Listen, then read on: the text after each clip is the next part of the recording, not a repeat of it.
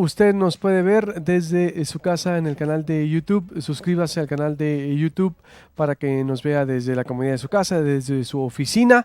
También nos puede ver a través de las aplicaciones en su teléfono celular. Baje la aplicación para Google, para Android en Google Play, para iPhone en la Apple Store. Y así estaremos conectados todo el día. Facebook Live por todas partes. Me voy ahora con Dolly Esteves desde Washington. Ella también escribe en Forbes México. Ella es especialista incluso en estos temas. Ella es la que hace la actualización de las fortunas en el país. ¿Quiénes son los empresarios más ricos del país? Es la que lleva un conteo anual, incluso semestral o cada cuánto lo presentas, Dolia. Pero tú eres la que pues estás más documentada en estos temas. ¿Quiénes son los que están llamando a no votar por Andrés Manuel López Obrador o el voto razonado del 2006 a la campaña del miedo al voto razonado, Dolia, ahora que se les está ocurriendo? ¿Cómo estás? Buenos días. Buenos días, Luis Alberto, a ti y al auditorio. Eh, bueno, yo lo que hago con Forbes, en inglés más bien, es darle un seguimiento muy puntual a las actividades de los 16 multimillonarios, que en inglés les llaman billionaires, o sea, billonarios, en la lista de Forbes. La lista de Forbes, como correctamente dices, es un ranking anual que se saca cada marzo. En esta lista hay 16 mexicanos empresarios, empezando con Carlos Slim. Entonces, lo que yo hago durante el año es darle un seguimiento a todas sus actividades comerciales, políticas, filantrópicas, etcétera. Entonces, en ese sentido, sí puedo decir que, no me voy a decir que soy especialista sobre los ricos de México, pero sí conozco a profundidad lo que hacen, lo que dicen y que los motiva.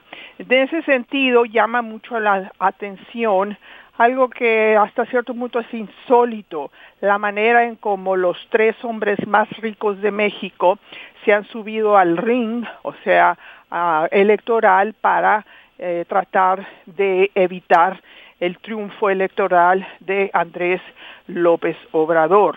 En el caso de Carlos Slim, cuya fortuna es de 67,100 millones de dólares, su edad es de 78 años, pues él es el hombre más rico de México y el séptimo más rico del mundo en el ranking de Forbes.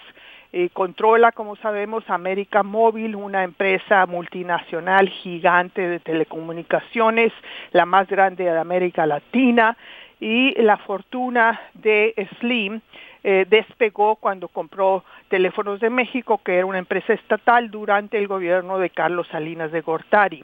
Él, por lo general, tiene un bajo perfil político, se ha llevado bien tanto con gobiernos priistas como con gobiernos panistas, y por eso llama mucho la atención cuando el mes pasado Carlos Slim llamó a conferencia de prensa para decir explícitamente, advertirle al candidato puntero, es decir, a Andrés Manuel López Obrador, cancelar el proyecto del nuevo aeropuerto internacional de la Ciudad de México, en el que Slim, cabe subrayar, ha invertido miles de millones de dólares, porque le advirtió que si cancela ese proyecto, eso equivaldría a cancelar el progreso del país.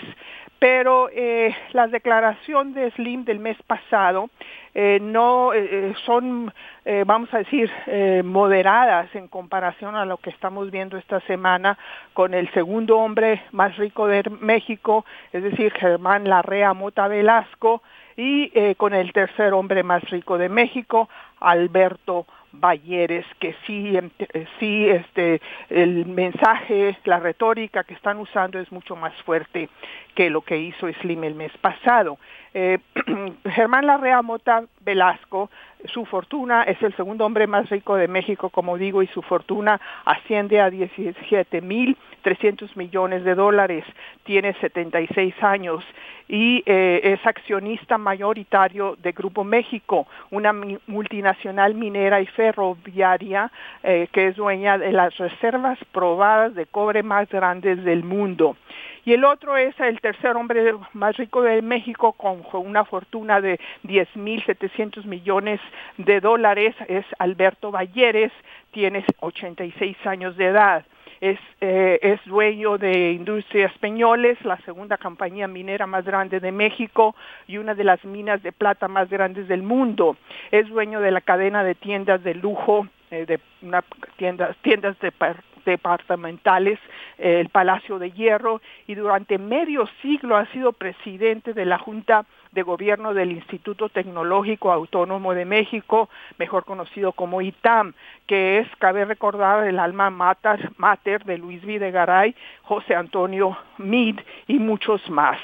En conjunto, la fortuna de estos tres hombres suma 95.100 millones de dólares, es decir, los tres representan el 67% de la suma de las fortunas de las 16 personas más ricas de México. Entonces, estamos viendo el poder que pueden tener individuos que tienen una fortuna personal de esta magnitud. Y como decía... A Carlos Slim también lo ubicaste ahí. Sí, sí, Okay. Carlos Slim, Germán tiene Larrea la de Carlos? y Alberto ¿perdón? ¿La de Carlos cuánto tiene? No me dijiste la de Carlos. 67.100 millones de dólares. 67. Es el hombre más rico de México y el séptimo a nivel mundial. Entonces, el conjunto de estas fortunas suma, de estas tres fortunas, 95.100 millones de dólares. Y como decía, esta semana Larrea y Balleres fueron mucho más lejos en su retórica contra AMLO que Slim.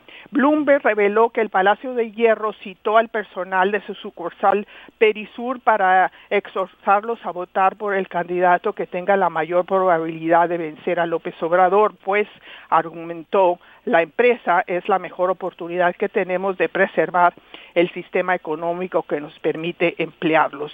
Y a su vez, Larrea envió una carta a sus empleados, accionistas y proveedores pidiéndoles no votar por un gobierno populista que desalentaría las inversiones y afectaría gravemente a los empleos y la economía. En la misiva, Larrea niega que su fortuna sea producto del compadrazgo y la corrupción, como afirma injustamente, dice Larrea, el candidato de Morena. Pero los hechos lo desmienten, Luis Alberto. En la década de los 90, Carlos Salinas vendió a Grupo México 2 mineras de cobre, precisamente en Sonora, la minera Cananea y la de Nacosari, que eran propiedad del Estado federal. Larrea pagó solo 475 millones de dólares, que era la mitad del precio inicial que había pedido el gobierno de Salinas. De ahí que no exagera López Obrador cuando afirma que Larrea ha sido de los empresarios predilectos del neoliberalismo y un buen traficante de influencias. Según Larrea, la solución a la delincuencia no es la malentendida propuesta de amnistía de AMLO, sino la estricta aplicación de la ley sin distinción alguna. Y esto, pues a mí se me antoja que es otra mentira, porque Larrea se cree o opera por encima de la ley. Es cuestión de recordar el desastre de la minera, otra vez en Sonora, Buenavista del Cobre en 2014. Que Buenavista del Cobre es filial del Grupo México, derramó 40 millones de metros cúbicos de sulfato de cobre y metales pesados en los ríos Sonora y Bacanuchi y fue calificada como el peor desastre ecológico en la historia del país. El derrame que dejó a 360 personas muy enfermas fue archivado por la PGR en este gobierno de Peña. Y ni Larrea ni ningún funcionario de Grupo México han sido acusados. Por lo tanto, pues esto de que la solución a los problemas es la estricta aplicación de la ley sin distinción alguna, pues es muy cuestionable. Y el creciente número de empresarios y empresas que están participando en la campaña contra Andrés Manuel López Obrador, entre ellas Grupo Herdes, Grupo Vasconia, Grupo Comercial Chedraui, Cinépolis, Grupo Aeroméxico. Esto sugiere, en mi opinión, que estamos ante una campaña orquestada y centralizada. ante un último intento desesperado de tumbar a López Obrador en la recta final. El mensaje es el mismo, tratar de espantar con el petate del muerto, machacando que AMLO es populista. Exhortar a no votar por un candidato no es necesariamente un delito electoral. Los expertos dicen que no es ilegal en tanto que los empleados no sean coaccionados o amenazados con perder su empleo si no votan contra López Obrador. Sin embargo, puede ser contraproducente. Lejos de desalentar el voto por Andrés Manuel López Obrador, la campaña en su contra podría ampliar y reforzar su base de apoyo o su base electoral. Cuestión de recordar que aquí en Estados Unidos los ataques de la clase política y los medios de comunicación contra Donald Trump ayudaron a consolidar y expandir su base de apoyo. Bueno, Luis Alberto, a nadie le gusta que le digan cómo votar o por quién votar, y creo que la cúpula empresarial mexicana está jugando con fuego. Ese es mi comentario este día, Luis Alberto. ¿Tienes los datos duros de Chedraui, FIMSA, no tienes por ahí, por ejemplo, de cuánto han amasado en tu lista?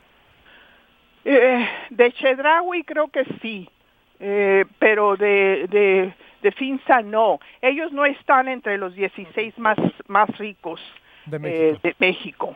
Okay. La fortuna de Chedraui, si mal no recuerdo, es una fortuna familiar, es decir, es toda una familia. Lo que hacemos en Forbes en Forbes en Estados Unidos es hacer una lista de las fortunas individuales, y en esta lista aparecen 16 personas, siendo los tres primeros los que ya mencioné, Slim, Larrea y Balleres. Después sigue esta señora Eva Gonda de Rivera, que heredó toda la fortuna de FEMSA cuando murió su esposo en Monterrey, Eugenio Garza Arzada. Después está Ricardo Salinas Pliego, María Asunción Arambuzabala, Juan Francisco Beckman Vidal, el dueño de Tequila Cuervo, Jerónimo Arango, Antonio del Valle Ruiz, José Francisco José Calderón Rojas, Carlos Jancrón, Roberto Hernández Ramírez de Banamex, Emilio Azcárraga Jean de Televisa, Rufino Vigil González, David Peñalosa Lanís, y finalmente Alfredo Harp Elú, primo hermano de Carlos Slim, y que también se benefició de la venta de Banamex a Citibank en 1997, más o menos. Entonces, hay muchos más ricos, el grupo es más amplio, está Chedraui, están los dueños de Herdes, están los dueños de Cinépolis, que por cierto es el presidente, el presidente de Cinépolis es Alejandro Ramírez, que es también dueño del Consejo, también presidente del Consejo Mexicano de Negocios, que es la élite popular empresarial más distinguida, más rica, más opulenta, más poderosa, donde está un pequeño grupo. A veces dicen que son 10, a veces dicen que son 15, que son 20, que son 60, pero es básicamente el 1% de la población que controla el 50% del GNP, del Producto Interno Bruto de México. Es un grupo muy exclusivo. Está Claudio X González, que también trae bronca con Andrés Manuel, Emilio Azcárraga, que ha estado bastante callado, Ricardo Salinas, que al parecer me dicen que está apoyando a AMLO. Entonces ellos también están divididos, pero ahorita la agresividad está proviniendo, y es lo que llama la atención, de los hombres más ricos de México.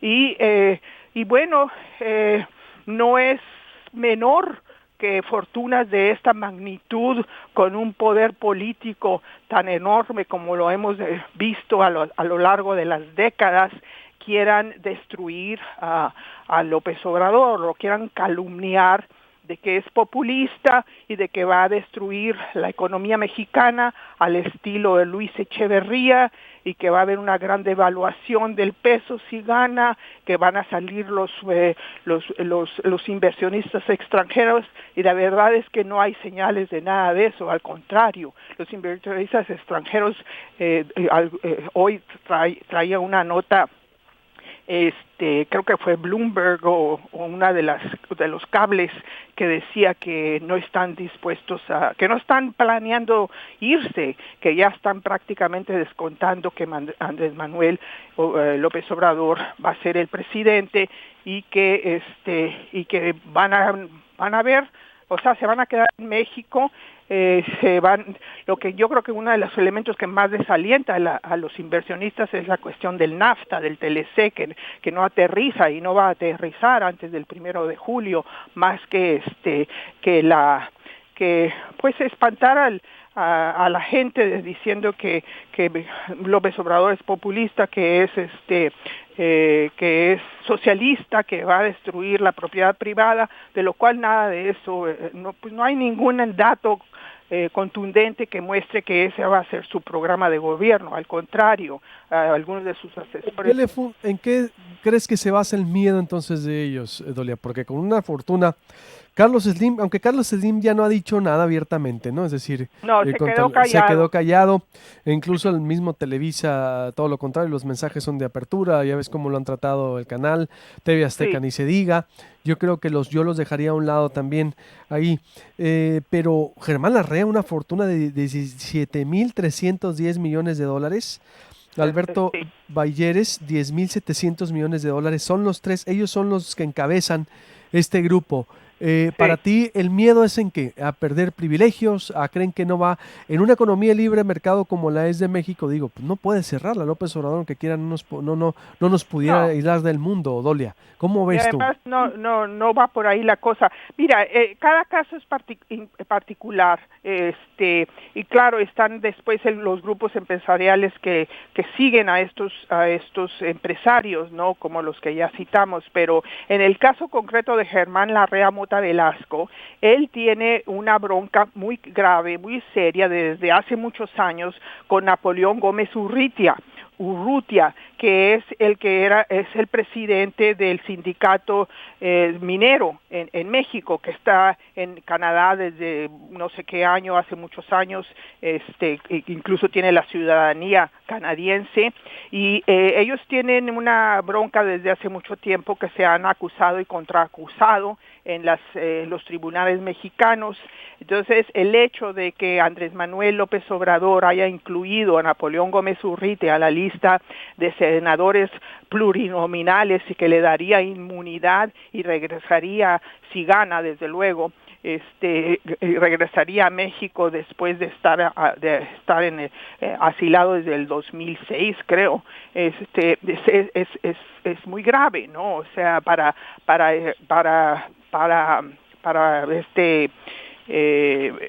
Germán Larrea Mota Velasco. Son enemigos personales, Germán Larrea López Velasco y Napoleón Gómez Urrutia, y el hecho de que se haya incluido, como digo, en la lista de candidatos de Morena a Gómez Urrutia, pues de por sí ya no quería a AMLO, y ahora mucho menos.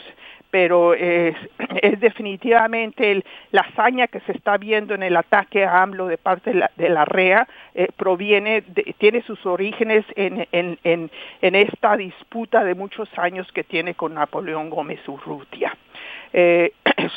Larrea acusó a Gómez Urrutia de un presunto fraude de 55 millones de dólares, y después le respondió la demanda a Napoleón Gómez Urrutia acusándolo de homicidio industrial en la explosión de pasta de conchos allá en Coahuila, donde murieron atrapados 66 mineros. Un desastre total. Esa pasta de conchos es de Grupo México. Entonces ya viene la enemistad de estos personajes desde hace mucho, y en muchas maneras se la está cobrando Larrea a AMLO. el caso de Alberto Valleres estaba apoyando financieramente a Margarita Zavala, la candidata independiente que se bajó del ring la semana pasada o el mes pasado.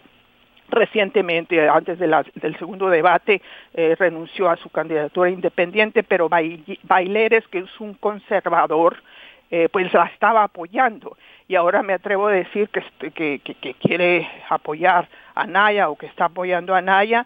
Es como digo, ideológicamente afín a la ideología del ITAM, a la tecnocracia, ¿no? A tipo Videgaray, tipo Meade. Entonces tiene pues hasta cierto punto una enemistad ideológica con AMLO, y muy probablemente sí crea que AMLO es populista y socialista y que va a regresar al país a la época de Luis Echeverría. Y los otros sí tienen miedo de perder sus privilegios, y sobre todo de el compadrazgo y el amaciato que ha caracterizado siempre la relación de la cúpula empresarial mexicano con el gobierno pues en turno, ¿no? Al margen de si es priista o panista. Muy bien, pues interesante, Dolia, todo el profile, todo el perfil ahí que me describes de ellos, porque sin duda aquí están pues también el origen de sus fortunas y el temor a lo desconocido. No saben cómo puede hacer un gobierno ideológicamente diferente a un PRI, a un PAN, que es lo que ellos de alguna manera consideran lo más idóneo, porque es donde crecieron también, en un sistema priista, panista, que les ha permitido amasar toda esa fortuna, Dolia. Es decir, hay que decirlo como es, ¿no? También. Sí, exactamente. Y bueno, una de las cosas que se dice mucho aquí hay hasta cierto punto no hay histeria por la fuerte posibilidad de que gane, ya te lo comentaba el otro día, López Obrador, porque pues una cosa es lo que dicen durante la campaña y otra cosa es lo que hacen una vez que son presidentes. Y una de las referencias a las que acuden mucho los analistas de la academia, porque el gobierno de Estados Unidos, es decir, el gobierno de Trump, no creas que le está prestando mucha atención a lo que está pasando en México. Tienen demasiadas broncas en otras partes del mundo. Pero una de las cosas que usan mucho como punto de referencia es los 5 años que López Obrador fue el jefe de gobierno de la Ciudad de México, donde fue más pragmático y moderado de lo que mucha gente quería que fuera. Entonces, su gabinete, como decía el otro día, no da cierta tranquilidad. Entonces, aquí los empresarios tipo Larrea, tipo Valleres y tipo los otros de las empresas Herdes y Chedraui, Cinépolis y Aeroméxico, pues están nerviosos. Probablemente sí haya razones para estar nerviosos, como dices tú, es un temor a lo desconocido, no saben qué vienen, han tratado siempre con el PRI y con el PAN, este es un animal diferente, y están tratando de pues hacer todo lo posible para que López Obrador pierda en esta recta final. A mí me parece que es muy dura la campaña contra López Obrador. Sí, ya tienen muchísimo dinero, Dolia. Digo, a Pues ver, la verdad, sí, por favor. dinero es poder. O Pues sea, son los ya lo dueños de tienen y lo México. seguirán teniendo. A ver, es decir, yo también digo, se me hace rudeza innecesaria. Yo ayer lo hablaba con Carmen Aristegui también. Se me hace rudeza innecesaria de parte de la red hacia Andrés Manuel López Obrador. Ya están con dinero para generaciones y generaciones, es decir, de sus familias, pueden incluso mantener o crear un país entero. Yo no sé, veo yo esa necesidad, ese temor a lo desconocido, cuando yo creo, y cierro con eso, hasta más filantropía debieran hacer, como lo has dicho tú, Dolia, a algunos empresarios, ¿sí? Incluso. Sí, no, ellos, los ricos, creen que tienen un derecho inalienable a ser más ricos, y que nadie les puede quitar ese derecho, ese privilegio, y se ven amenazados en el caso de López Obrador, que ha hablado a favor, se ha pronunciado a favor de la equidad de ingreso, de cerrar la brecha entre ricos y pobres, y todo eso para ellos suena alarmas, pero pues es No sé qué vaya a pasar en los próximos 30 días, Luis Alberto. Lo que sí es que el enemigo es enorme, es muy rico, es muy poderoso, no se le puede subestimar. Ya vimos que ayer, por ejemplo, sacaron una carta apócrifa que supuestamente la emitió Sanders, empresa de Carlos Slim. Ellos tuvieron que desmentir de inmediato que estaban tratando de sembrar alarma de que ya viene el socialismo, hay que hacer algo. Entonces, son campañas muy similares a las que se desplegaron contra Allende, contra Salvador Allende, antes del golpe de Estado y el asesinato. O sea, es la ultraderecha unida con el gran capital mexicano. Entonces, no es para tomarse a la ligera, es mi opinión. Totalmente. Noelia, como siempre, muy agradecido y estaremos en contacto contigo. Gracias y buenos días. Buenos días, soy Esteves desde Washington. Les recuerdo, suscríbase al canal de YouTube de Proyecto Puente. Nos puede ver desde su casa, desde su oficina, como si fuera a ver una película de Netflix. Así se va en su pantalla plana, su pantalla inteligente, Smart TV. Le pone Proyecto Puente, bueno, le pone YouTube, luego Proyecto Puente, le aparece en vivo y ya, usted como si estuviera en su recámara, en la cocina, como cualquier otro programa, se va desde YouTube y nos puede ver de lunes a viernes de 6 a 9 de la mañana hora Hermosillo, 8 a 11 de la mañana hora de la Ciudad de México. Baje la aplicación para su teléfono celular, para la iPhone en la Apple Store, o para Android, Samsung, cualquier otro teléfono, o en Google Play. En proyectopuente.com.mx también estamos, Facebook Live, por todas partes, para que usted se informe de manera libre en un periodismo independiente. Suscríbase al canal de YouTube para que le lleguen las alertas, o bien en los videos los subimos e impactan todo el día. Corte y vuelvo con Santiago.